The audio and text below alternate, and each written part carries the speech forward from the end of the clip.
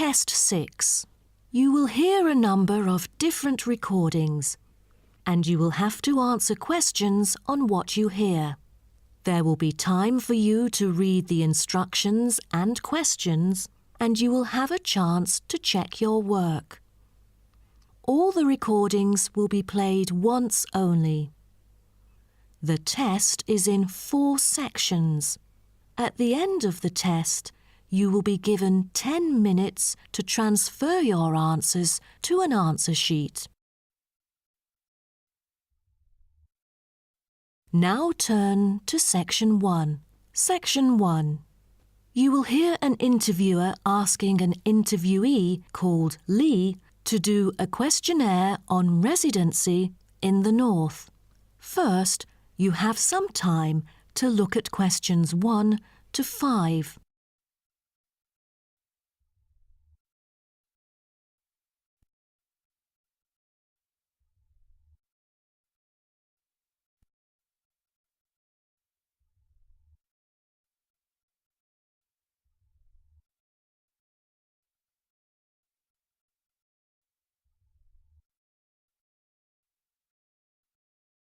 You will see that there is an example which has been done for you. On this occasion only, the conversation relating to this will be played first. Excuse me? Yes. I was wondering if you could spare a few minutes to do a questionnaire on your residency here in the North. It won't take long. No, that's fine. Lovely. First of all, may I get some information about yourself? Okay. May I know your name and age? My name's Lee, and I'm 19 years old now. Lee says that he is 19 years old now, so 19 has been written in the space. Now we shall begin. You should answer the questions as you listen, because you will not hear the recording a second time. Listen carefully and answer questions 1 to 5. Excuse me? Yes. I was wondering if you could spare a few minutes to do a questionnaire on your residency here in the North. It won't take long. No, that's fine. Lovely. First of all, may I get some information about yourself? Okay. May I know your name and age? My name's Lee, and I'm 19 years old now. Great. And could I ask what your job is? Are you a student? Actually, I'm going to continue my study in business management next month. But at the moment, I'm a salesman by profession. Oh, right. And how long have you been living here in the North? Well, I have been in this city since I was 3 years old, but my family and I had lived in the East for 7 years at first. Now I am 19, so I have spent about 9 years living here till now. Great. Which part of the northern area do you live in? I live in Spring Park. Have you heard of it? Yes, of course. So, what about your accommodation? Do you live in a house or a flat or something similar? I used to live with my family in a big house, and now I'm living in an apartment with 2 of my friends, who are my colleagues as well. Oh, right. And one more question. What means of transport will you take when you need to go somewhere? If it's not too far away, I'd prefer to go on foot or by bicycle. If there is a long way to go, I take the train or sometimes a cab. I rarely take buses because I think the most important things to keep in mind are time and comfort. Great. Thanks. Before you hear the rest of the conversation, you have some time to look at questions 6 to 10.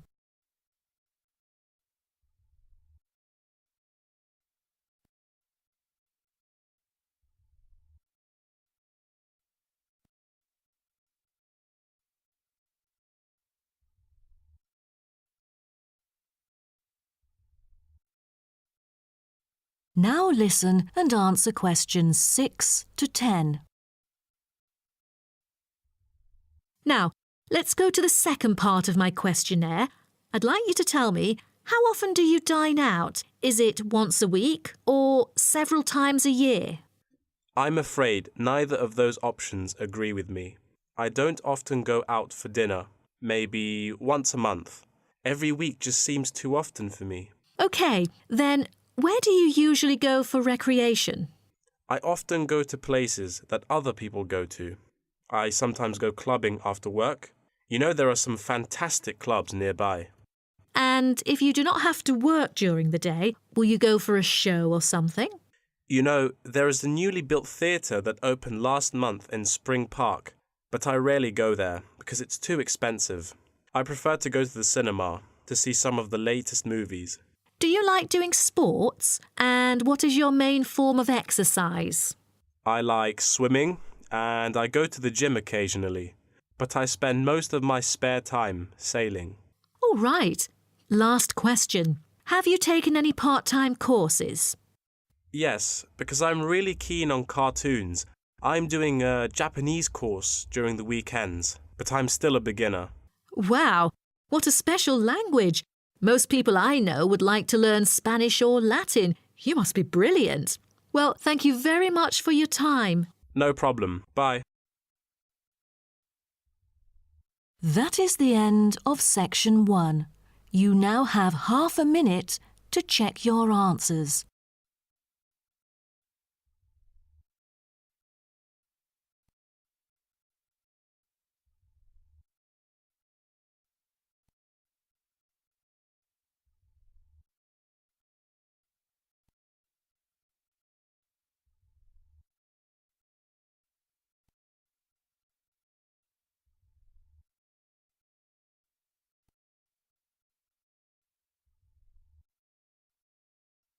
Now turn to Section 2. Section 2. You'll hear a talk about tourism in the mining community. First, you have some time to look at questions 11 to 15.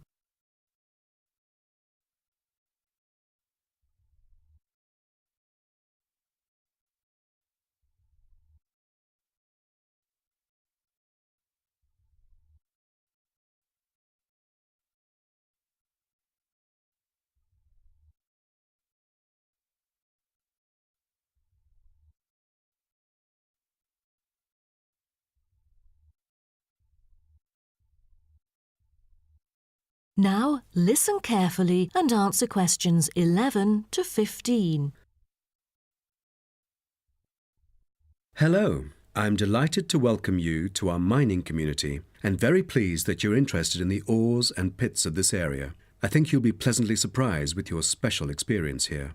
Now, let me start by giving you some warnings on safety rules and regulations. Rule number 1, always wear safety equipment. There is a litany of safety equipment that mining workers use for their protection, from helmets to safety glasses and gloves. It is essential that all workers wear the necessary safety equipment at all times. There have been countless stories of workers being saved by helmets, which are the hard hats that you can see on the shelf beside you. So, visitors wearing helmets is mandatory in the mining area, although you are free to take them off when you're in the mining museum and picnic area. You won't need to pay any deposit, though you should return them to the counter once you finish the visit. The helmets are offered in all sizes, so choose a suitable one. All right, our mining community is currently being refurbished for some of the main area, so please make a note of that, and you'll know what to look out for. So, when you go in or out of the mine, please pay attention to the road, for it has just been repaired because of the rough surface and can be really slippery since it's still wet.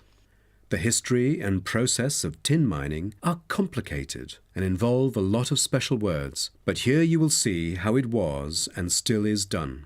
After a short 5 to 10 minute walk, visitors can track round a numbered route with clear explanations. Most of the tour is in the open air, so nice weather helps. All areas are clearly posted with signs, but if you have problems travelling around or climbing up and down, you can turn to the staff here, and we are happy to help. If you're interested, Blue Hills Tin Stream is a working water-powered tin streaming mill that gives visitors a very clear idea of how difficult it is to get tin out of rock. I hope you'll enjoy the informative indoor presentation and this self-guided tour, but you have to bear one thing in mind, that smoking is forbidden throughout the whole community. Though you can take phones and of course use them, You'll also be surprised that there will be more than just one place to go in the mine. The underground tunnel is now being refurbished and only relevant workers can access it. But it will soon be all finished, and I believe it's a lovely place for you to explore around. Don't forget to wear protective clothing. It's mandatory. Before you hear the rest of the talk, you have some time to look at questions 16 to 20.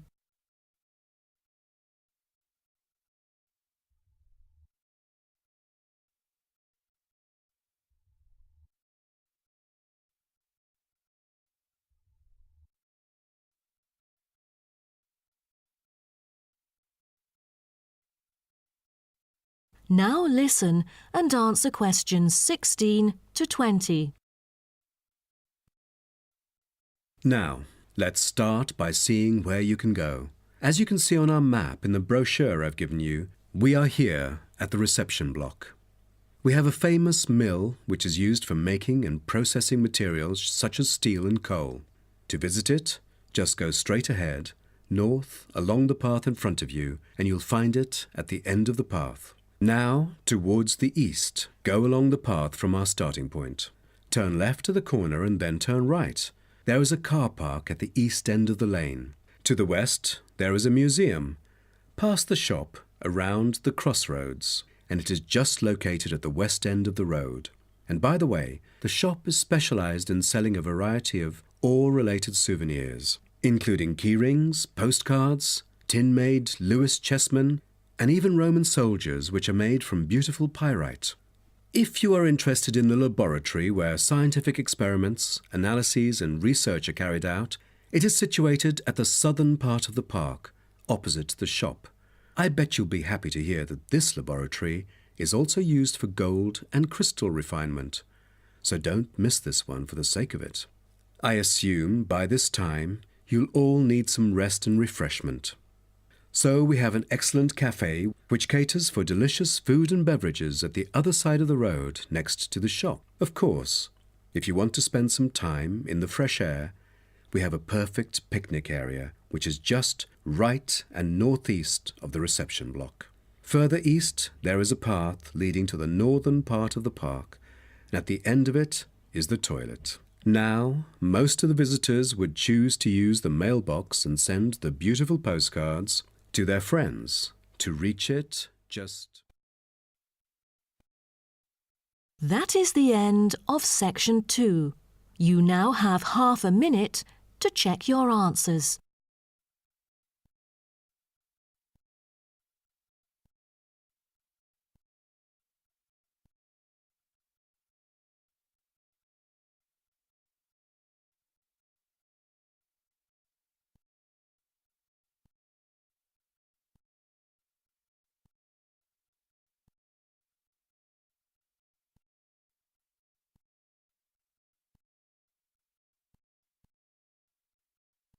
Now turn to section 3. Section 3. You will hear two students called Karen and Dave discussing the assignment for their biology class.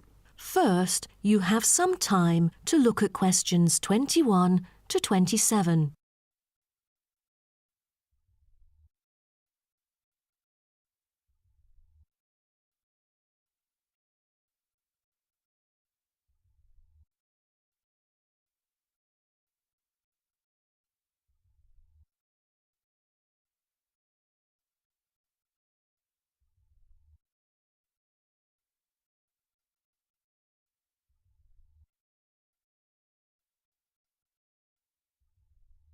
Now, listen carefully and answer questions 21 to 27. Hi, Dave. As you know, I've asked you to come here today to discuss the assignment for our biology class. We must decide what we should do about this very important research work. The whale survey. Yeah, I was also hoping to share some ideas with you. So let's start. OK, I've dug into some journal articles to see what sort of questions we should consider. Most of them include watching time and strongly urge it to be the top concern. What do you say? Yeah, the watching time should be carefully chosen. since I've heard a lot of unnecessary failures concerning picking the wrong time when it all went stormy and murky, and then nothing was seen during the whole field trip. I mean, they could have avoided that easily. Right. Then we should also pay close attention to the sea's surface because no one wants to encounter the failures you just mentioned. I think we'd better hope for the best, that it will be calm, with no choppy status. What about the weather conditions?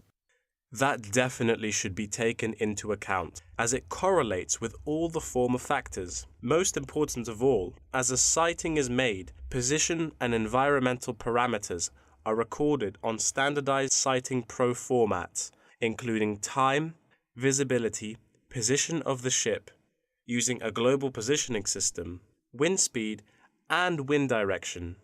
Shouldn't there be a set limit for the visibility level, say 50 metres? Cetaceans are really sensitive to sound. They are able to know that something's coming after them, so they would hide in order to avoid possible danger. So let's make it 100 meters, shall we? Yeah, that might be better. Oh, in that case, we'd also need to pay attention to the appearance of the fishing boats, for all the noise that they would make. That's right. Although observations were regularly made, we know very little about whale vocalization and how they use sound in their behavioral and social interactions. So to understand marine mammals' social interactions, we'll need to use passive acoustic recordings to track and assess the individual behaviors of whales, as well as to identify their appearance. OK, then what about scales? Oh, for each sighting, the number of animals should be counted. The group size, I mean. Also, we need to identify the species, possible age, and sex of the individuals. Before you hear the rest of the talk, you have some time to look at questions 28 to 30.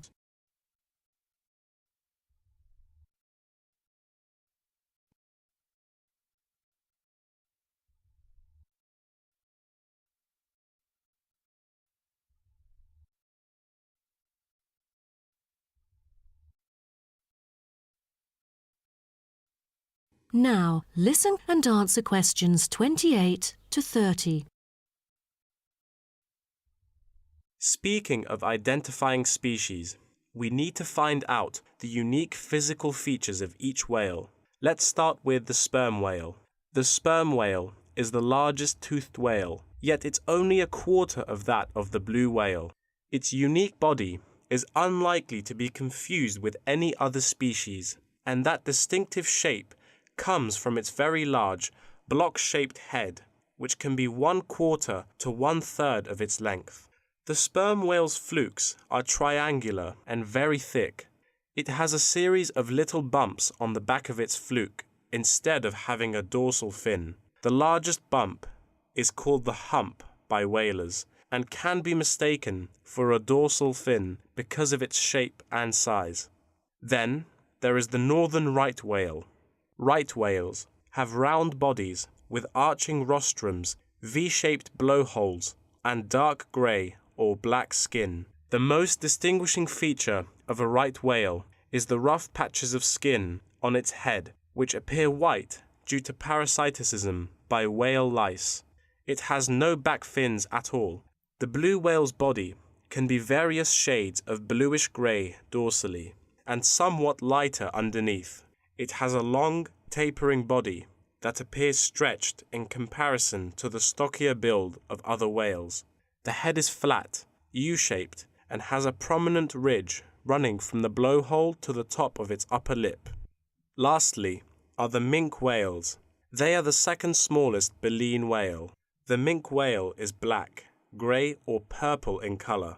Common minke whales are distinguished from other whales by a white band they have on each flipper. Their long back and tiny dorsal fin, 2/3 of the way down their back, is quite distinctive. That is the end of section 3. You now have half a minute to check your answers.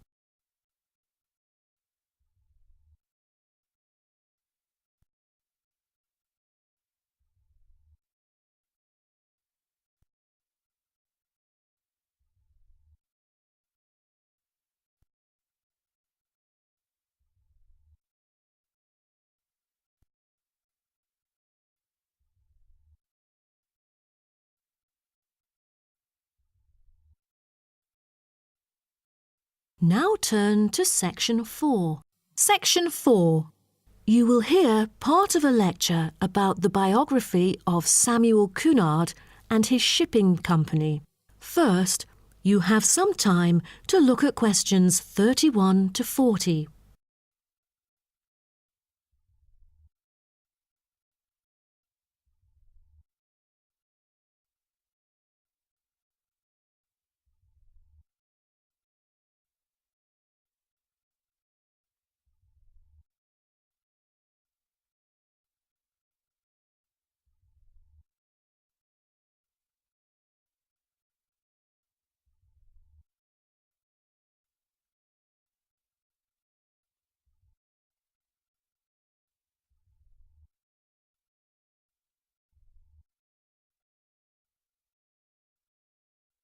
Now, listen carefully and answer questions 31 to 40.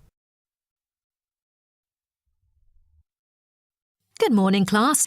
In the last few lectures, I've talked about the history of technology in the business area. But today, I want to use Samuel Cunard as our case study, who was a shipping magnate that founded the Cunard Line. Now, Cunard was born in Canada. When he first left home, he was still a teenager.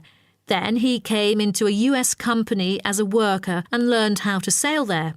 During the War of 1812, Cunard volunteered for service in the 2nd Battalion of the Halifax Regiment Militia and rose to the rank of captain.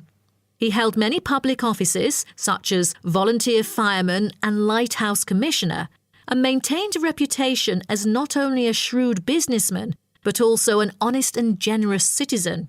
When he went to England, his friends cooperated with him, and together they coined a shipping company. The company had instant wealth and could deal with more than one cargo, for its major business was in North America and the Atlantic. From then onwards, Cunard became a highly successful entrepreneur in British shipping, and one of a group of 12 individuals who dominated the affairs of England. In 1838, the British government, impressed by the advantages of steam sailing for making regular passages, invited tenders to carry the transatlantic mails by steamer. Back then, mail contact through steamships brought more punctuality, while other types of ships were always delayed. The journey times were flexible, with a transatlantic crossing lasting for 6 weeks and with no fixed times of departure or arrival. So it was never known when the mail would arrive, or, since so many sailing ships foundered, whether it would arrive at all. What Cunard wanted, in line with the thrusting new technology of the Victorian age, was a maritime extension of the brand, new timetabled railways on land. Cunard's experience in steamship operation, with observations of the growing railway network in England, encouraged him to explore the creation of a transatlantic fleet of steamships, which would cross the ocean as regularly as trains crossed land, and that's why he went to the United Kingdom seeking investors in 1837. He set up a company with several other businessmen to bid for the rights to run a transatlantic mail service between the UK and North America for £55,000 annually for 10 years. The bid was successful. Almost at the same time, Cunard cooperated with an English businessman and established the British and North American Royal Mail Steam Packet Company, the ancestor of the Cunard Line. In 1840, the company's first steamship sailed from Liverpool to Boston, Massachusetts, with Cunard and 63 other passengers on board, marking the beginning of regular passenger and cargo service. Establishing a long, unblemished reputation for speed and safety, Cunard's company made ocean liners a success in the face of many potential rivals who lost ships and fortunes. Cunard's ships proved successful, and he then opened many branches. But the high costs saddled Cunard with heavy debts by 1842, so some of them went bankrupt. But what Cunard needed then was a port. After a lot of consideration, he finally opted for Boston because he was very familiar with this city where he had once worked it. Fortunately, by 1843, Cunard's ships were earning enough to pay off his debts and begin issuing modest but growing dividends. But the city did more than give Cunard silverware. Winters can be tough here in Boston. For example, in the year of 1844, one ship sank because of the winter freeze. The ship hit icebergs and caused a heavy loss to the company. Then, the board recommended the company to move to New York, and it was a huge success, and then became one of the biggest US shipping companies.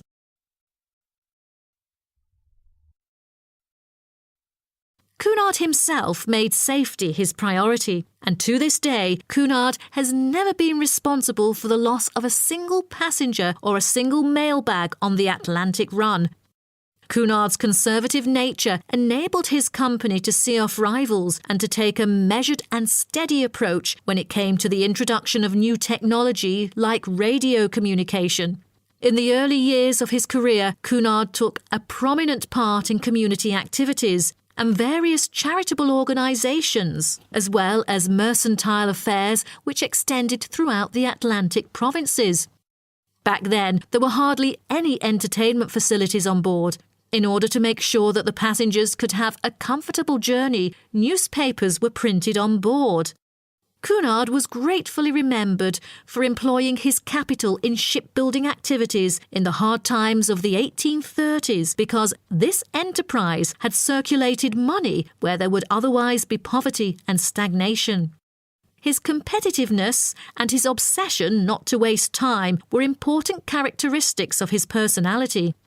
Prior to 1912, the shipping line had focused on speed and soon was renowned for its velocity and safety. Although early in life Cunard was imperious, he learned diplomacy and became a skillful and persuasive negotiator. His contemporaries admired him for the contribution to transatlantic communication by the line popularly called by his name. After that, for affluent transatlantic passengers, Cunard brought new levels of luxury to ocean travel: lavish suites, a swimming pool, gymnasium, ballroom, electricity, and more, just like that of luxurious hotels. OK, so does anyone have any? That is the end of section 4. You now have half a minute to check your answers.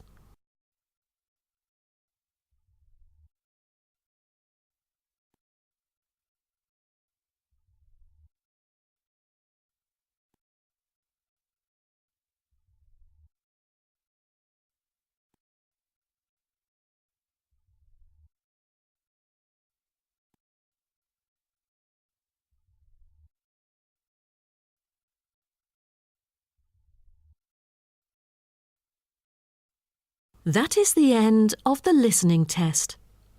In the Ielts test, you will now have 10 minutes to transfer your answers to an answer sheet.